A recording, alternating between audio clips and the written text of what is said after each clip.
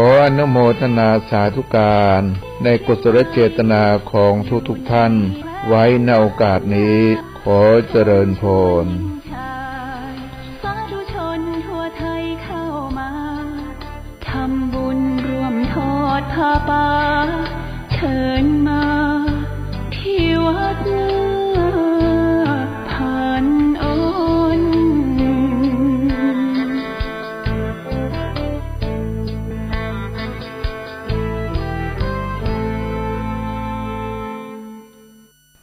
ขอความนอบน้อม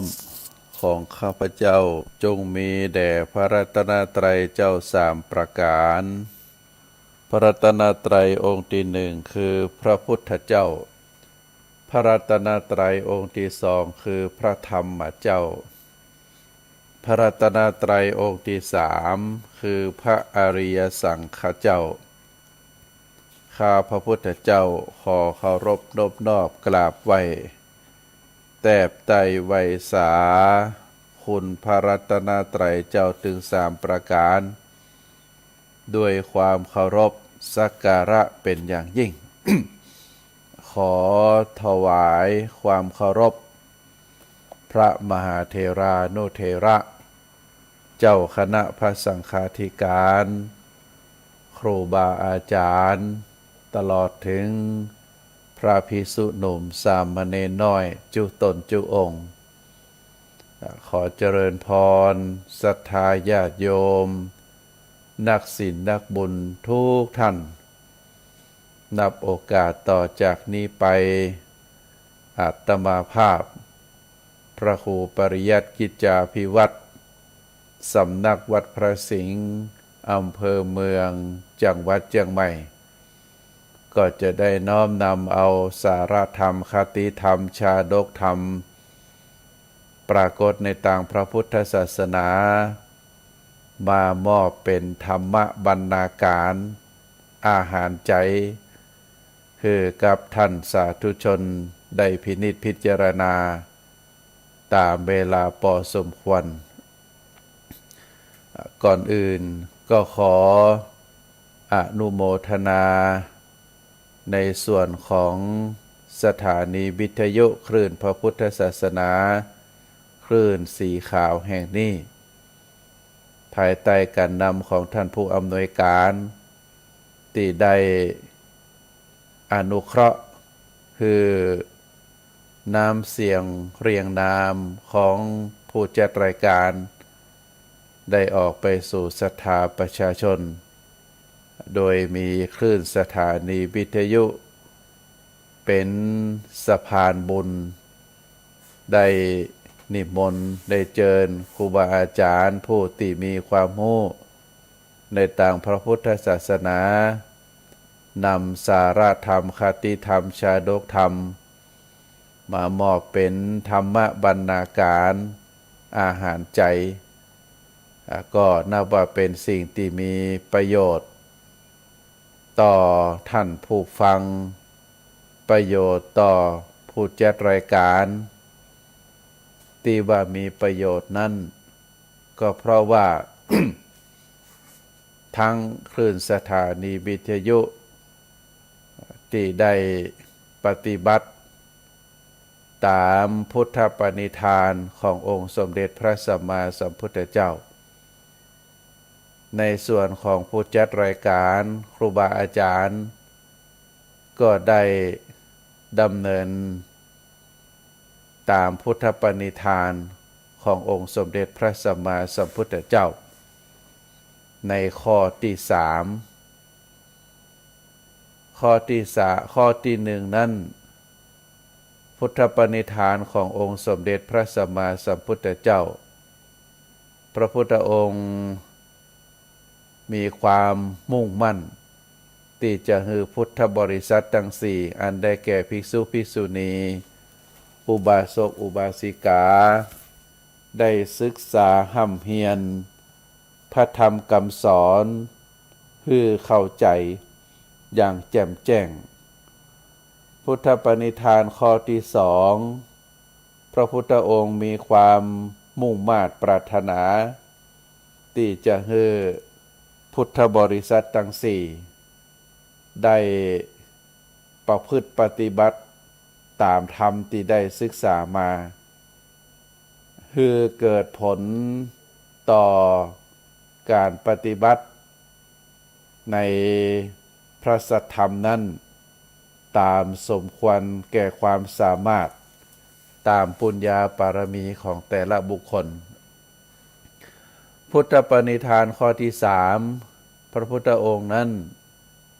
มีความมุ่งมา่ปรารถนาที่จะให้พุทธบริษัทได้ช่วยกันอธิบายช่วยกันแนะนำช่วยกันพร่ำสอนช่วยกันเทศนาสั่งสอนคือผู้อื่นโดยการแนะนำพร่ำสอนพระธรรมพระสัทธรรมขององค์สมเด็จพระสัมมาสัมพุทธเจ้าให้คนอื่นได้เข้าใจอันนี้เป็นพุทธปณิธานข้อที่4พุทธปณิธานข้อที่5เมื่อมีภัยบอกว่าจะเป็นภัยใดๆเกิดขึ้นกับพระพุทธศาสนาคือพุทธบริษัทช่วยกันแก้ไขช่วยกันดับเหตุการณ์ที่มันเป็นสิ่งที่บดีบงามที่เป็นภัยพระพุทธศาสนาคือมีความสงบแก้ไขได้ตามโอกาสตามเวลาพุทธปริธานถึง4ข้อนี้เป็นความตั้งใจที่พระพุทธองค์ได้มอบให้กับพุทธบริษัทถึง4อันได้แก่ภิกษุภิกษุณีอุบาสกอุบาสิกาในส่วนของอุบาสกอุบาสิกาเจ้าข้าทั้งหลายเมื่อเฮาท่านทั้งหลายได้เกิดมาปะพระพุทธศาสนาเฮาก็มีความตั้งใจในการที่จะประกอบบุญประกอบกุศลประกอบคุณงามความดีได้มีโอกาสศึกษาห่ำเฮียนฟังพระสัทธรรมได้ฮู้ได้เข้าใจก็ได้น้อมนำพระสัทธรรมมาประพฤติปฏิบัติตามโอกาสตามเวลาหลายผู้หลายคนได้ประกอบอาชีพในชีวิตของการครองเรือนก็จะต้องช่วยกันเสาะว่าหากินเลี้ยงดูบ่ว่าจะเป็นสามีบ่ว่าจะเป็นภรรยาบ่ว่าจะเป็นพ่อเป็นแม่เป็นลูกเป็นหลานดูแลทรัพย์สินครอบครัวบางทีอาจจะนักหนาสาหัสสากันบ่ค่อยมีเวลาในการศึกษาห่ำเฮียนแต่เฮาก็มีช่องโอกาสได้ฟังพระธรรมเทศนาฟังสาระธรรมจากครูบาอาจารย์ก็จะได้เข้าใจได้น้อมนำประพฤติปฏิบัติใจปัญญาสติปัญญาที่มีอยู่ก็พิจารณาถึงเนื้อหาสาระธรรมเหล่านั้นก็จะก่อให้เกิดเป็นผลดีเป็นไปตามพุทธปณิธานขององค์สมเด็จพระสัมมาสัมพุทธเจ้าถึงแม้ว่าเฮาบ่ได้ศึกษาแต่เฮามีโอกาสที่จะสนับสนุนส่งเสริมให้พุทธบริษัทในเบื้องต้นอันได้แก่ภิกษุภิกษุณีปัจจุบันภิกษุณีได้สูญไปบ่สามารถที่จะฟื้นคืนวงภิกษุณีมาได้ก็มีสามเณรเป็นได้มาเป็นส่วนหนึ่งสามเณรก็คือเหล่ากสมณะผู้ที่มีอายุต่ำกว่า20 ปีได้เข้ามาบวชศึกษาห่ำเฮียนต่อมาก็ได้อุปสมบทเป็นพระภิกษุก็ถือว่าเป็นกำลังส่วนหนึ่งเพราะฉะนั้นท่านสาธุชนทั้งหลายในฐานะที่เป็นอุบาสกอุบาสิกาถ้าเราได้มีเวลา ในการศึกษาธรรมปฏิบัติธรรมก็นับว่าเป็นบุญเป็นกุศลแต่ถ้าเฮาบ่ได้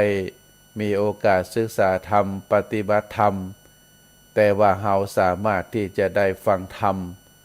แล้วก็ได้น้อมนำไปประพฤติปฏิบัติในชีวิตประจำวันการปฏิบัติธรรมก็บ่จำเป็นจะต้องมานุ่งขาวห่มขาวอยู่ในวัด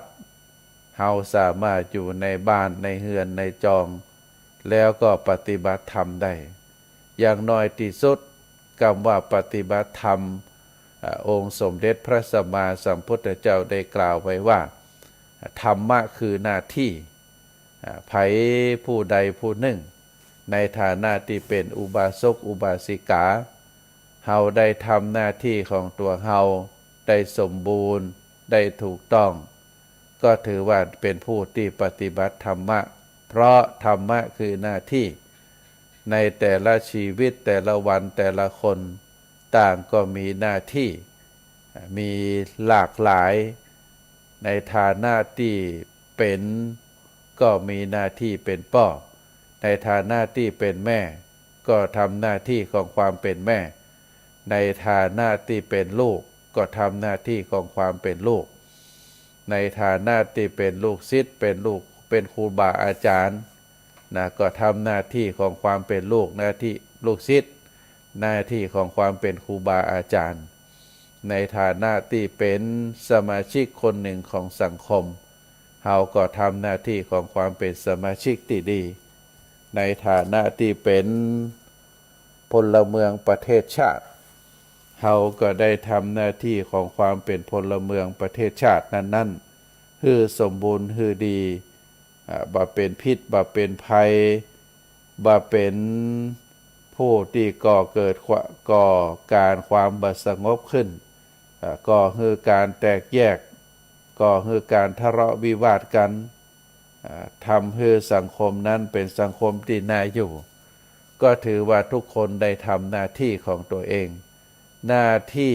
ก็คือสิ่งที่เกิดขึ้นต่อหน้าต่อเฉพาะหน้าต่อตรงนั้นเฮามีหน้าที่อะหยังเฮาก็ทำหน้าที่ของตนเองคือสมบูรณ์ในคณะที่ฟังเทศน์ในฐานะที่เป็นอุบาสกอุบาสิกาเฮาก็ทำหน้าที่อุบาสกอุบาสิกาด้วยการศึกษาห่ำเฮียนฟังพระธรรมเทศนาก่อให้เกิดสติปัญญาปารมีธรรมอันนี้ก็ถือว่าเป็นหน้าที่ที่เฮาได้ประพฤติปฏิบัติกันมาด้วยความบ่ประมาทเพราะฉะนั้นท่านสาธุชนทั้งหลายในฐานะที่เป็นอุบาสกอุบาสิกาในทางพระพุทธศาสนาหน้าที่ของอุบาสกอุบาสิกาก็คือการได้ช่วยเหลืออุปถากบำรุงพระพุทธศาสนาให้มีความเจริญรุ่งเรืองบ่ว่าจะเป็นอุปถากอุปธรรมในส่วนใดหลายผู้หลายท่านในช่วงนี้ได้มีหลายวัดหลายวาได้นำเอาน้องๆเยาวชนได้เข้ามาบรรพชาเป็นสามเณรในพระพุทธศาสนาบางวัดบางสถานที่ก็10 วัน15 วันก็แล้วแต่เฮาท่านทั้งหลายในฐานะที่เป็นอุบาสกอุบาสิกาก็ได้ทนุบำรุงด้วยการทำบุญตักบาตรได้นำภัตตาหารไปถวายสมทบได้นำสิ่งของอันเป็นน้ำดื่มอันเป็นขนมนมเนยเอาไปถวายแด่ลูกเนนทั้งหลายที่ได้เข้ามาบวชเขาก็มีความเจริญเรียกว่าได้มีความสนับสนุนคือโครงการของวัดนั้นๆอารามนั้นๆได้มีความสมบูรณ์นอกจากนั้นในโอกาสบางครั้งบางคราวทางวัดวาอารามเปิดได้ทำบุญสุนตานบ่ว่าจะเป็นปล่อยหลวงบ่ว่าจะเป็นฉลองฮอ พระไตรปิฎกฉลองฉลาการประเรียนอะไรอย่างก็แล้วแต่หรือมีการปลูกสร้างใดๆในส่วนใดที่เราจะได้บริจาคได้ช่วยเหลือวัดวาอารามศาสนสถานที่ได้สักก่อสร้างห้างแปลงมาก็ถือว่าเป็นส่วนหนึ่งที่เราได้มีส่วนอุปถากอุปถัมภ์บำรุงเพราะฉะนั้นท่านสาธุชนทั้งหลายศาสนาสถาสาเรียกว่าพวกพุทธศาสนาเราจะเป็นศาสนาได้ก็จะต้องประกอบไปด้วยหนึ่งมีศาสดาคือเจ้าของศาสนาผู้ประกาศพระศาสนาอันได้แก่องค์สมเด็จพระสัมมาสัมพุทธเจ้าสองมีศาสนาธรรมอันหมายถึงคำสอนขององค์สมเด็จพระสัมมาสัมพุทธเจ้าจารึกอยู่ในพระไตรปิฎก 84,000 พระธรรมขันธ์ศาสนาบุคคลอันได้แก่ภิกษุภิกษุณีสามเณรสามเณรีที่ได้เข้ามาบวชเป็นพุทธสาวกได้ศึกษาห่ำเพียรสืบทอดอายุพระพุทธศาสนาศาสนสถานอันได้แก่วัดวาอารามกุฏิวิหารก็จะต้องได้มีการพัฒนาแล้วก็ศาสนพิธีหมายถึงการประกอบพิธีทางศาสนาต่างๆคือเป็นระเบียบวินัยคืออยู่ในเหมาะสมคือมีความเป็นระเบียบมีความงดงามถึง5องค์ประกอบนี้ก็ถือว่าเป็นองค์ประกอบก่อคือเกิดศาสนาโดยเฉพาะพระพุทธศาสนาของเราเพราะฉะนั้นท่านสาธุชนทั้งหลายเฮาท่านทั้งหลายในฐานะที่เป็นศาสนบุคคลอันได้แก่ภิกษุภิกษุณีอุบาสกอุบาสิกาบริษัทถึงสี่นี้ พระพุทธองค์ได้ฝากพระพุทธศาสนาคือเฮาท่านทั้งหลายช่วยกันสืบทอดพระภิกษุภิกษุณีสามเณรสามเณรีเป็นนักบวชได้ออกจากครอบครัวมาทำหน้าที่ของความเป็นพระภิกษุภิกษุณีอุบาสกอุบาสิกาใจเวลาตั้งชีวิตศึกษาห่ำเพียรในพระธรรมคำสอนเพื่อที่จะให้พระพุทธศาสนาได้สืบทอดได้ศึกษาห่ำเพียรต่อรุ่นเราจะหันว่าพระพุทธศาสนาที่ได้กั้งกุงรุ่งเรืองมาก็เพราะว่าพุทธบริษัทสี่ต่างได้ปฏิบัติหน้าที่ของตัวเองด้วยความสมบูรณ์พระภิกษุก็ทำหน้าที่ศึกษาห่ำเพียรอยู่วัดอยู่วาปฏิบัติเรียกว่าประพฤติวัดปฏิบัติธรรมตามพุทธบัญญัติขององค์สมเด็จพระสัมมาสัมพุทธเจ้า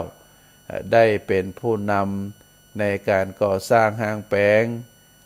วัดวาอารามต่างๆมีความเจริญได้เป็นผู้นำในทางด้านศาสนาปฏิบัติศาสนาพิธีคือถูกต้องได้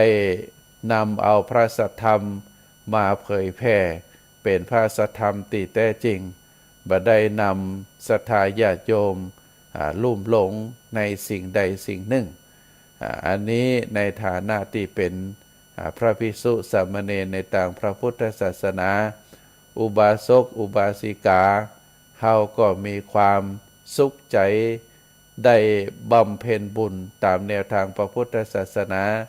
ได้ช่วยวัดวาอารามได้บริจาคทรัพย์ตามโอกาสเวลาได้ช่วยกันทนุบำรุงพระพุทธศาสนาได้ปฏิบัติศาสนาพิธีด้วยความถูกต้องอันนี้ก็ถือว่าเป็นประจักษ์พยานให้เฮาท่านทั้งหลายได้หันว่าวัดเฮาจะมีความเจริญงอกงามวัดแต่ละวัดก็เพราะว่าอาศัยพระสงฆ์องค์ข้าเจ้าสามเณรเป็นผู้รักษาความสะอาดศรัทธาญาติโยมได้ให้การสนับสนุนบ่ว่าจะเป็นทางด้านภัตตาหารบ่ว่าจะเป็นจตุปัจจัยไตรยทาน ที่ในส่วนของวัดได้เป็นกาน้ำกาไฟเป็นกาสำหรับซ่อมแซมอาคารเสนาสนะต่างๆก็ถือว่าได้เป็นได้อาศัยความมีใจบุญใจกุศลของศรัทธาทั้งหลายเพื่อที่จะให้วัดวาอารามเหล่านั้นมีความเจริญงอกงามซึ่งเฮาก็ได้หันครูบาอาจารย์ตลอดถึงบรรพบุรุษของเฮาอันได้แก่พ่อแม่ปู่ย่าตายายได้ช่วยกันทนุบำรุงพระพุทธศาสนามาก็เพราะด้วยความศรัทธาด้วยความเลื่อมใสด้วยได้มีการยึดเอาคุณพระรัตนตรัยคือพระพุทธพระธรรมพระสงฆ์เป็นสรณะที่พึ่งด้วยความสุขใจได้ปฏิบัติถูกต้องตามวัดปฏิบัติธรรมตามคำสอนขององค์สมเด็จพระสัมมาสัมพุทธเจ้าอันนี้ก็ถือว่าเฮาท่านทั้งหลายนั้น ได้มีโอกาสประพฤติปฏิบัติตามพระธรรมคำสอนที่ถูกต้องตามหลักธรรมที่พระพุทธองค์ได้ฝากไว้อันได้แก่คือเจ้าพุทธเฮานั้นได้ศึกษาธรรมได้ปฏิบัติธรรมได้ช่วยการเผยแผ่ธรรมแล้วก็ช่วยการปกป้องภัยอันจะเกิดขึ้นแก่พระพุทธศาสนาก็ถือว่าท่านทั้งหลายนั้นได้ปฏิบัติตามพุทธปณิธานขององค์สมเด็จพระสัมมาสัมพุทธเจ้าท่านสาธุชนทั้งหลายในหลักธรรมที่เฮาท่านทั้งหลาย ได้ศึกษาได้ห้ำเฮียนได้ประพฤติปฏิบัติกันมานั้นมีหลากหลายมากมายแต่ก็มีหลักธรรมอันหนึ่งที่ถือว่าเป็นจุดเด่นของพระพุทธศาสนาเฮาก็คือความกตัญญูโดยเฉพาะความกตัญญูต่อพ่อต่อแม่เฮาหันครอบครัวโดยเฉพาะสังคมของชาวตะวันตกที่เปิ้นบ่ได้นับถือพระพุทธศาสนาชาวตะวันตกหรือว่าฝรั่งมังค่าในกฎหมายเปิ้นได้ตราไว้ว่าละอ่อนหรือลูกคนใดเยาวชนคนใดที่มีอายุครบ18ปีบุคคลคนนั้นก็สามารถที่จะเป็นอิสระได้สามารถที่จะกระทำตัวตามความต้องการของตัวเองได้เพราะฉะนั้นเราจะหันว่าบางทีละอ่อนอายุ18ปีพอพ้นจากกฎหมายการคุ้มครองของปิตามารดาแล้วละอ่อนคนนั้นก็ออกจากบ้านจากจองไปทำงานอยู่หอแล้วก็ไปมีครอบครัวหรือไปคบเปื่อนต่างเพศก็ตามความต้องการของตัวเอง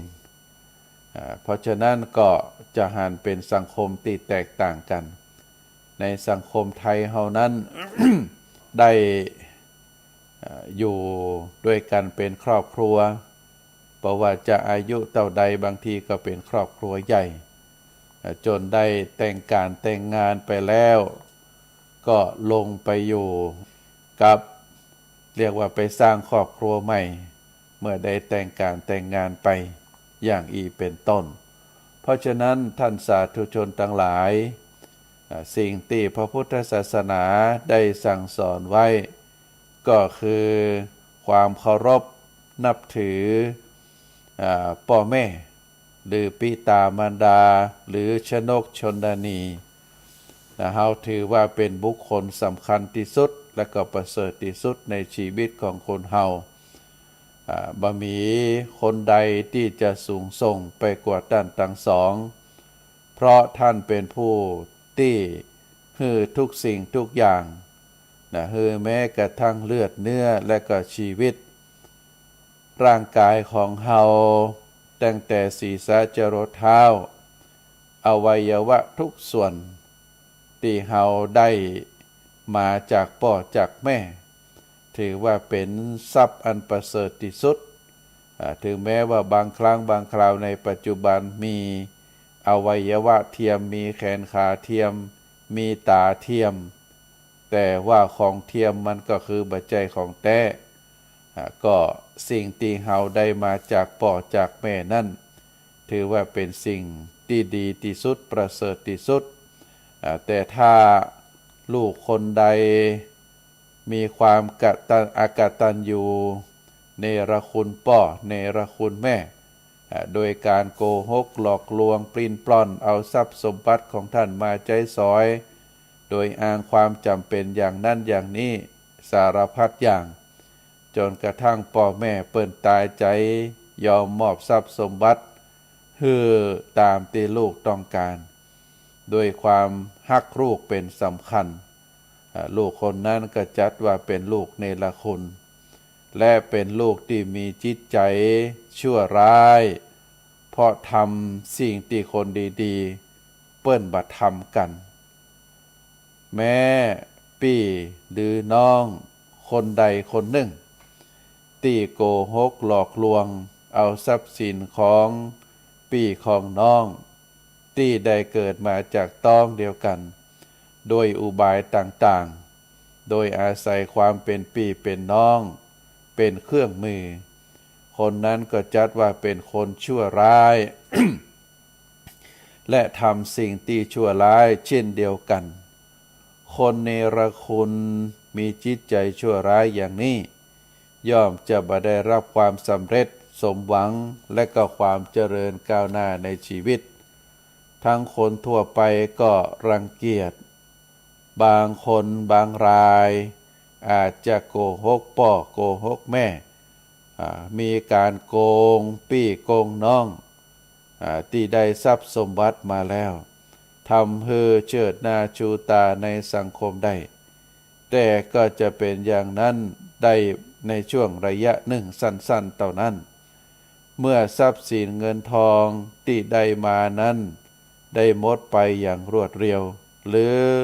หน้ากากแห่งความเนรคุณก็จะเผยออกมาหรือบาปกรรมตามสนองทันทีทันใดในชีวิตนี้ในชาตินี้เมื่อนั้นผู้นั้นก็จะกลายเป็นบุคคลที่ตกต่ำและก็ตกอับถึงที่สุดคนเช่นนี้เปิ้นบอกว่าแม้เทวดาก็รังเกียจบ่ยกย่องนับถือคือคนที่เทวดาทอดทิ้งเป็นคนที่ถูกเทวดาทอดทิ้งคนที่ถูกเทวดาทอดทิ้งนั้นย่อมจะบ่มีความปลอดภัยในทรัพย์สินบ่มีความปลอดภัยในชีวิตมีเหตุจะต้องฮือเสียทรัพย์อยู่ร่ำไปเหตุบ่ว่าจะเป็นการเดินทางไกลก็จะประสบเหตุร้ายหรืออุบัติเหตุคือต้องถึงเลือดตกยางออกหรือเสียของหักตลอดไปเพราะเป็นคนที่เทวดาปล่อยวางทอดทิ้งแล้วบ่ปกป้องคุ้มครองความโกหกหลอกลวงคนอื่นจัดว่าเป็นความชั่วร้ายอยู่แล้วยิ่งการโกหกพี่โกหกน้องโกหกพ่อโกหกแม่ยิ่งจัดเป็นความชั่วร้ายนักขึ้นไปเพราะฉะนั้นเฮาถือได้ว่าเป็นยอดของความชั่วเป็นยอดของความบดีบงามคนที่หลงไว้ใจหรือหลงไปคบกับสมาคมไปคบสมาคมกับบุคคลที่ว่ามานี่ก็สักวันหนึ่งก็จะต้องเรียกว่าโดนเขาโกหกหลอกลวงแน่นอนเพราะขนาดว่าพ่อแม่ของเขาแต่เขายังโกหกหลอกลวงได้ภาษาอะหยังกับเฮาซึ่งเป็นคนอื่นก็บ่สามารถที่จะรอดพ้นไปได้เพราะฉะนั้นท่านสาธุชนทั้งหลายพระพุทธศาสนานั้นได้ยกย่องบุคคลที่มีความกตัญญูได้ยกย่องบุคคลที่ได้มีความเรียกว่าฮู้คุณของพ่อของแม่ฮู้คุณผู้ที่มีพระคุณ เรียกว่ามีความกตัญญูรู้คุณน้อมลำลึกนึกถึงพระคุณของท่านทั้งหลายเหล่านั้นด้วยความใส่ใจด้วยความบ่ลืมเมื่อมีโอกาสก็ได้กระทำตอบแทนพระคุณของท่านเหล่านั้นเขาเรียกว่ากตเวทีเพราะว่าจะมีโอกาสใดโอกาสหนึ่งนี่เป็นเสน่ห์เป็นความงดงามของพระพุทธศาสนาที่ได้ปลูกฝังคุณธรรมเหล่านี้คือกับคนทั้งหลายแล้วก็คนทั้งหลายก็ได้ประพฤติปฏิบัติตามเพราะว่าจะเป็นพ่อแม่ก็มีความเมตตาต่อลูกลูกก็มีความกตัญญูรู้คุณต่อพ่อต่อแม่ต่างฝ่ายต่างก็ได้ช่วยเหลือปฏิบัติปัดปูกันเมื่อยามน้อยพ่อแม่ก็มีความฮักมีความเมตตา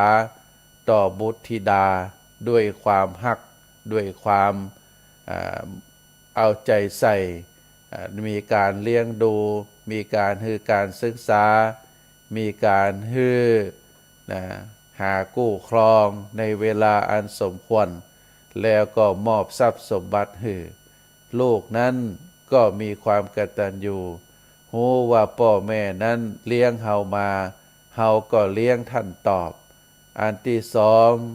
มีการช่วยเหลือเกื้อกูลในภาระหน้าที่ของท่าน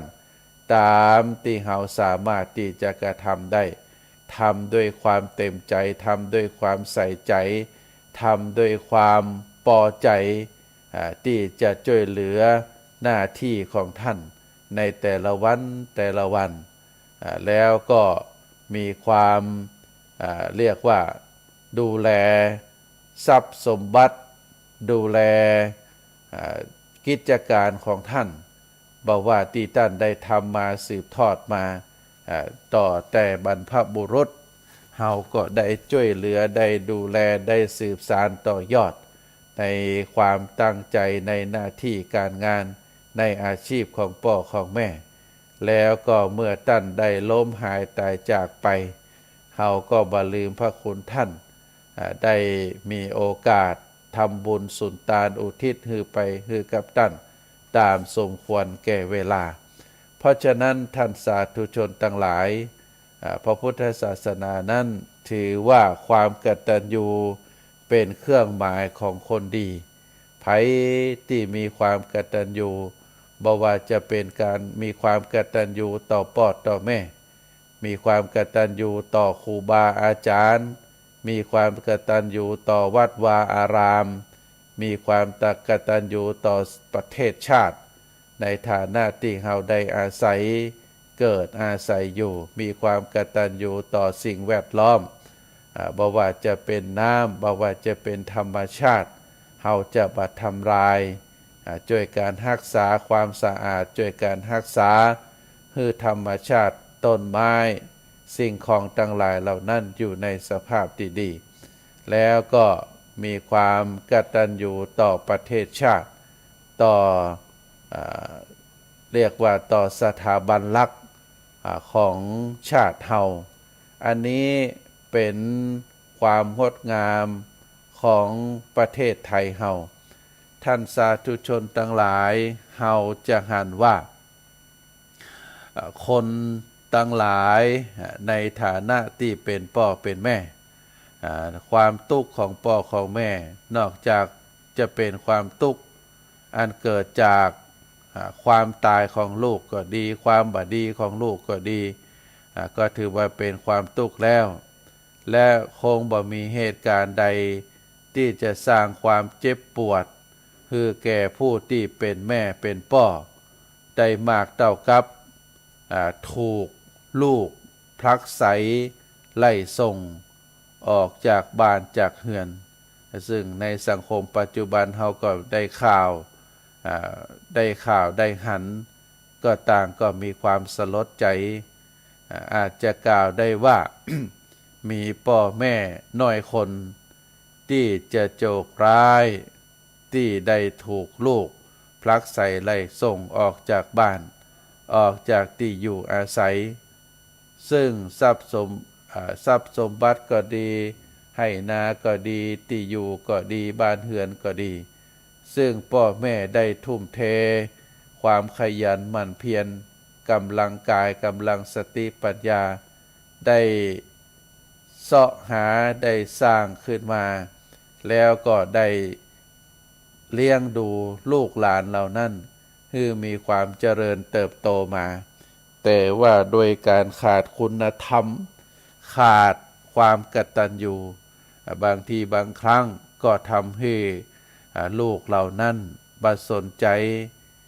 มีความรังเกียจเดียดฉันพ่อเลี้ยงรังเกียจเดียดฉันแม่อันนี้ก็เป็นที่น่าสลดใจในทางพระพุทธศาสนาในสมัยพุทธองค์นั้นก็มีสตรีนางหนึ่งชื่อว่านางโสนานางโสนานี้เป็นสตรีเจ้าเมืองสาวัตถีแล้วก็นางโสนานั้นเป็นลูกเศรษฐีเป็นลูกเศรษฐีแล้วก็ได้แต่งงาน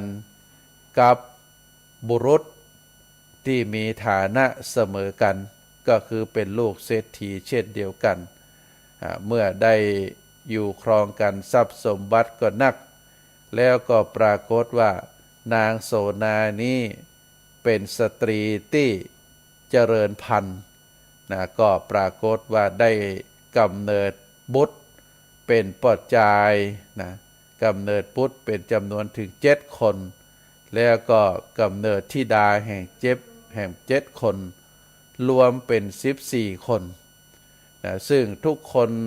ก็ได้รับการเลี้ยงดูจากนางโสนาและสามีเป็นอย่างดีมีความเจริญเติบโตร่างกายแข็งแรงได้รับการศึกษามีสติปัญญาได้รับการศึกษามีความรู้แล้วก็ได้หากู้ครองแต่งงานให้ทุกคนมีชีวิตที่ผาสุกตามอัตภาพต่อมาบ่เมินเต่าใดสามีของนางโสนาก็ได้จากไปเมื่อเข้าสู่วัยชราด้วยที่ลูกถึง14 คนก็ได้พร่ำสอนพร่ำขอกับแม่คือนางโสนาว่าขอพ่อขอแม่ได้แบ่งทรัพย์สมบัติคือผมคือเจ้าจะได้บริหารได้ทนุบำรุงทรัพย์สมบัติเหล่านั้นให้งอกเงยขึ้นก็ด้วยความฮักลูกถึง14 คนนางก็ได้แบ่งทรัพย์สมบัติถึงหมดที่มีคือแก่บุตรธิดาทุกคนเท่ากันด้วยความวางใจว่าลูกๆแต่ละคน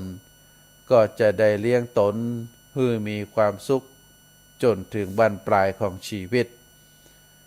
แล้วก็นางโสนานั้น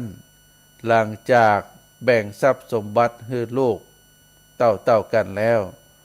ก็นางก็ไปอยู่กับลูกชายคนเก่า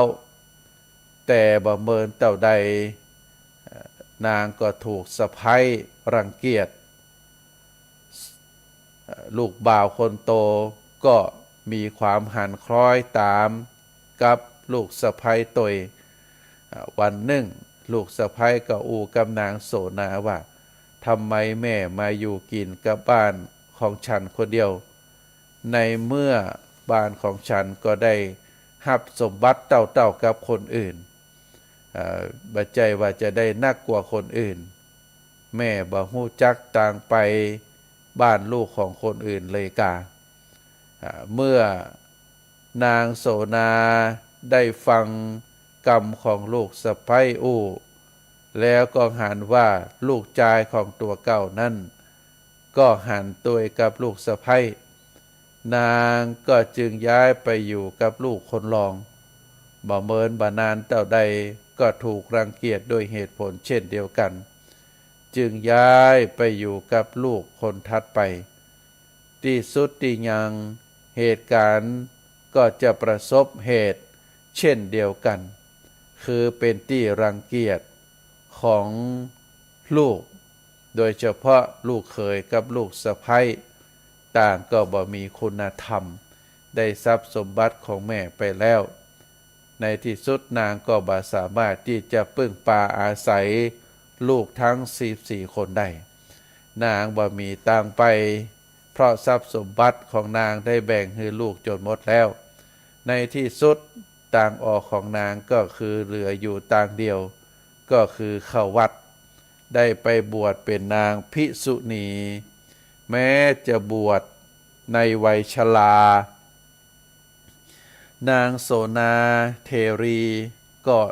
มีความถ่อมตนมีความขยันหมั่นเพียรแล้วก็ได้รับมอบหมายจากนางภิกษุณีทั้งหลาย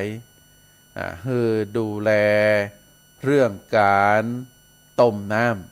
ำการต้มน้ำฮ้อนตามเรียกว่าใจ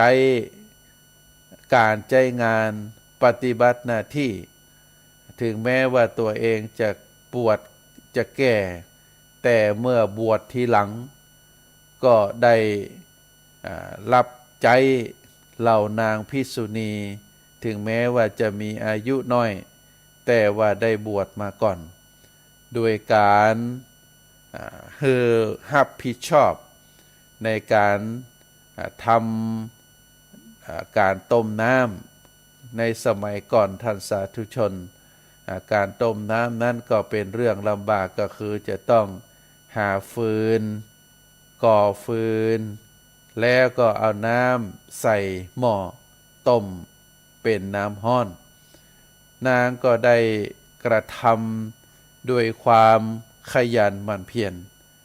แต่ก็ด้วยวัยชราร่างกายงกเงินก็ทำให้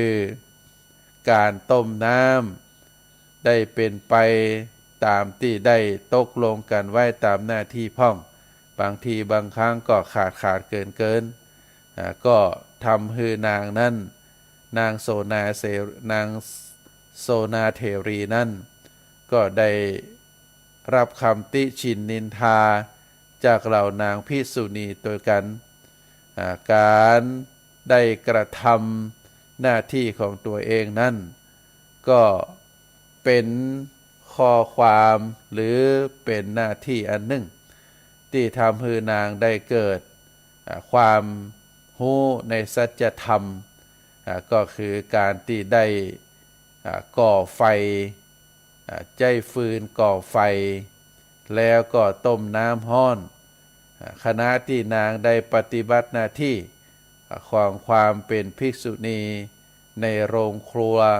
โดยการก่อไฟการต้มน้ำนางก็ใจสติปัญญา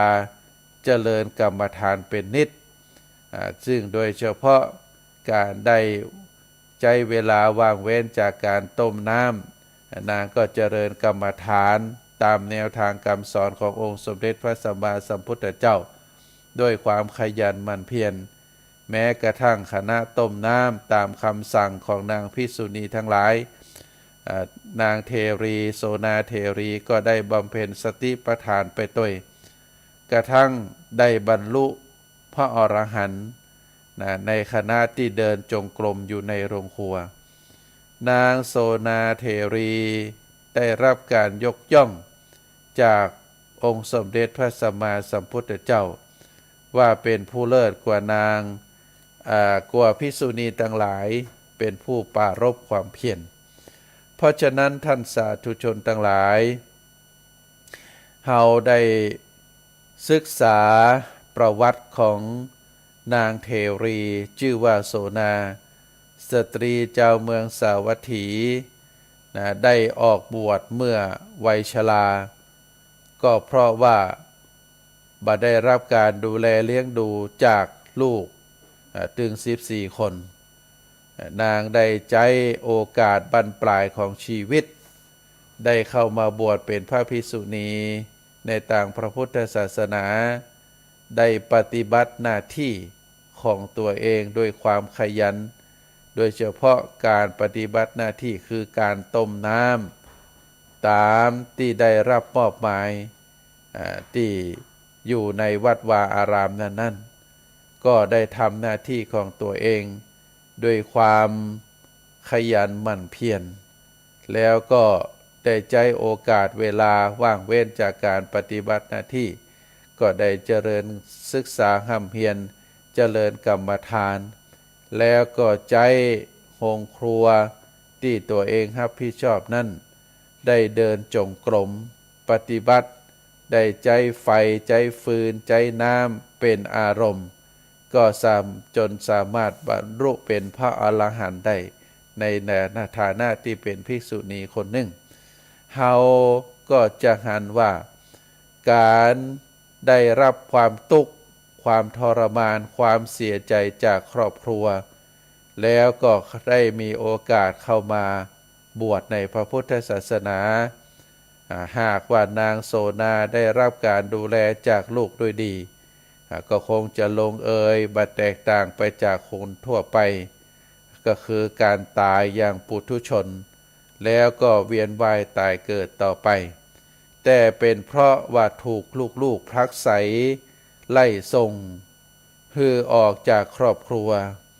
บ่มีทางไปนางจึงเข้าวัดทั้งที่ก่อนหน้านั้นนางบ่ได้มีศรัทธาในชีวิตของพรหมจรรย์มาก่อนแต่การเข้าวัดก็ได้มีโอกาสพบธรรมแล้วก็เมื่อได้นำเอาธรรมมาปฏิบัติอย่างจริงจังก็สามารถที่จะเข้าถึงพระนิพพานได้ท่านสาธุชนทั้งหลายความทุกข์บ่ว่าจะเป็นความทุกข์อันเกิดจากการพลัดพรากสูญเสียหรือความบ่สมหวังเมื่อเกิดขึ้นกับผู้ใดย่อมยังเอาความเศร้าโศกย่อมยังความเศร้าโศกความคับแค้นและก็การคร่ำครวญเกิดทุกขเวทนาอย่างท่วมท้นแต่ในเวลาเดียวกันความทุกข์ความเศร้าโศกความคร่ำครวญเหล่านั้นความทุกขเวทนาเหล่านั้นมันก็สามารถที่จะพลักไสผู้นั้นบ่ฮือนิ่งเฉยจำต้องแสวงหาทางออกจนพบธรรมได้ซึ่งเฮาก็ได้หันที่ได้กล่าวถึงเจริญพรคือศรัทธาญาติโยมบ่ว่าจะเป็นนางกีสาโคตมีบ่ว่าจะเป็นนางปตาจาราหรือนางโสนาที่ได้กล่าวมาบุคคลดังกล่าวปรากฏในคัมภีร์ในทางพระพุทธศาสนา ในฐานะที่เป็นพระเถรีพระภิกษุณีผู้ที่ได้รับผลกระทบจากการดำเนินชีวิตบ่ว่าจะเป็นความเศร้าโศกจากการเสียชีวิตของลูกบ่ว่าจะเป็นความเศร้าโศกเกิดจากความเสียชีวิตของปิตามารดาของบุคคลในครอบครัวของสามีบ่ว่าจะเป็นการได้รับความทุกข์ความโศกจากการที่ได้ถูกลูกพลักไสไล่ส่งออกจากครอบครัวก็เป็นตัวอย่างคือเฮาต่างหลายได้พบได้เห็นว่าผู้ที่ประสบกับความทุกข์แสนสาหัสแต่ก็เพราะว่าถูกความทุกข์พลักไสต่างหลายเหล่านั้นได้กลับเข้ามาพบพระพุทธศาสนาเข้ามาพบพระธรรมคำสอนเข้ามาพบกับองค์สมเด็จพระสัมมาสัมพุทธเจ้าก็จึงได้พ้นจากความทุกข์ในที่สุดอันนี้เฮาต่างหลายก็ควรจะเอาถือเป็นแบบอย่างบ่ใช่ว่าเมื่อเฮาได้พบกับความทุกข์แล้วเฮาก็จะนำพาชีวิตของเฮามีความทุกข์อยู่ตลอดไปบ่ใช่เป็นลักษณะแบบนั้นแต่ว่าใจโอกาสใจเวลาที่ความทุกข์เข้ามาทับถมชีวิตของเฮาได้โดยการนำชีวิตนั้นไปพบธรรมไปปฏิบัติธรรมแล้วก็เฮาก็จะพบกับความสุขอันเกิดจากธรรม เพราะฉะนั้นก็ฝากศรัทธาท่านสาธุชนทั้งหลายได้พินิจพิจารณาก่อนที่จะนำรายการจากท่านสาธุชนทั้งหลายไปก็ขอเจริญพรคือศรัทธาญาติโยมได้ทราบถึงที่เฮาตันทั้งหลายจะได้ช่วยกันได้ทนุบำรุงพระพุทธศาสนาได้ช่วยกันได้ฟังพระธรรมเทศนาหรือเนื้อหาสาระเรื่องราวในทางพระพุทธศาสนาแล้วเฮาก็บ่ได้ละเลยในความเป็นพุทธบริษัทก็ฝากศรัทธาญาติโยมว่าพระพุทธองค์นั้นมีปณิธานที่จะมอบให้พระพุทธศาสนามอบให้พุทธบริษัทสี่อันได้แก่ภิกษุสามเณรภิกษุณีสามเณรีหรือแม่ชีตลอดถึงอุบาสกอุบาสิกาทุกท่านได้ช่วยกันประคับประคองช่วยกันสืบทอดอายุพระพุทธศาสนาให้มีความกั้งกุงรุ่งเรืองเจริญรุ่งเรืองต่อไปภายใต้ศีลภายใต้ธรรมภายใต้หลักธรรมของพระพุทธศาสนาด้วยความบ่ประมาทการทำหน้าที่ของตัวเองให้สมบูรณ์อันนั้นคือการปฏิบัติธรรมเพราะฉะนั้นท่านสาธุชนคนใดที่ได้รู้ได้เข้าใจได้รับฟังแล้วก็ได้เลิกในส่วนที่มันเป็นส่วนที่บ่ดีบ่งามในส่วนที่เป็นอกุศลในส่วนที่มันเป็นบาปโดยเฉพาะฝากศรัทธาญาติโยมไว้เรื่องหลุมดำของชีวิตซึ่งอาตมาได้เคยอัญเชิญคำสอนขององค์สมเด็จพระสัมมาสัมพุทธเจ้ามาเอ่ยฟังก็โดยเฉพาะหลุมดำของชีวิต4หลุมที่1นั่นก็คือเป็นนักเลงสุราหลุมที่2เป็นนักเลงการพนันหลุมที่3ก็คือเป็นนักเลงสตรีนักเลงแม่หญิงหลุมที่4ก็คือการคบคนชั่วเป็นมิตรถ้าหากว่าเฮาได้นำพาชีวิตของเฮาได้พ้นจากหลุมดำถึง4ประการเพราะว่าจะเป็นการนักเลงหญิงนักเลงชายเฮาได้ประพฤติวัดปฏิบัติธรรมคือมีความสันโดษยินดีในกู้ผัวตัวเมียของเฮาครอบครัวก็จะเป็นความสุขหลุมดำอันที่2ก็คือการบ่ได้เป็นนักเลงสุราหลุมดำอันที่3การบ่ได้เป็นนักเลงการพนันหลุมดำอันที่4ก็คือการได้คบคนดีบ่ได้คบคนชั่วเป็นมิตรบ่ได้เสวนากับคนบ่ดีเพราะฉะนั้นถ้าหากว่าเฮาฮักชีวิตของเฮาเฮาได้เอาปิดปากหลุมดำเหล่านั้นเป็นการเรียกว่าเป็นการปิดโดยถาวรแล้วก็นำพาชีวิตของเฮาพ้นจากหลุมดำเหล่านั้นมาสู่เส้นทางของความดีงามโดยการเป็นผู้ที่ปฏิบัติในหลักธรรมของพระพุทธศาสนาแล้วก็ได้นำพาชีวิตของตัวเองอยู่ภายใต้ศีลภายใต้ธรรมด้วยความซื่อสัตย์สุจริตด้วยการปฏิบัติตามกฎหมายต่างๆด้วยความซื่อสัตย์ด้วยความสุจริตด้วยความในเป็นคนดีชีวิตของเฮาก็จะมีความสุขเพราะฉะนั้นก็ฝากสาระธรรมคือท่านสาธุชนได้พินิจพิจารณาเนอะในวันนี้เวลาก็ถึงมาช่วงสุดท้ายแล้วอาตมาภาพขอนำสาระธรรมจากท่านสาธุชนไปก่อนไว้โอกาสหน้าเฮาก็จะได้มาพบกันแฮมรัตนัตยานุภาเวนะรัตนัตยเตชะสาทุกขโรคพยาเวลาโสกาสันตุจุปัฏฐวาอเนกาอันตรายพิวินาสันตุจเตชะสาอายุวันโนสุขังปะลังขอเจริญพร